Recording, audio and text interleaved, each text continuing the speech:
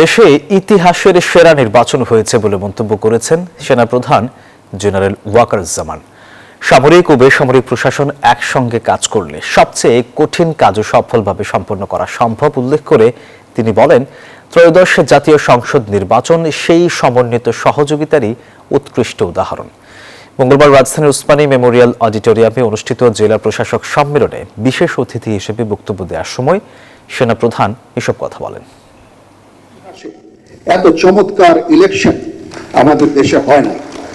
তার মানে it shows যে যদি আমরা সামরিক এবং অসামরিক আমরা একসাথে যদি কাজ করি, সিভিল মিলিটারি যে রিলেশন এটাকে যদি আমরা বিল্ড করি, তাহলে আমরা যে কোনো অসাধ্য সাধন করতে সক্ষম। দেশ এবং জাতিকে একটা গণতান্ত্রিক প্রক্রিয়ায় আমরা নিয়ে এসেছি। এটা চারটিখানি কথা না, এবং এটার প্রশংসার দাবিদার, এই ইলেকশনের প্রশংসার দাবিদার সম্পূর্ণ আপনাদের।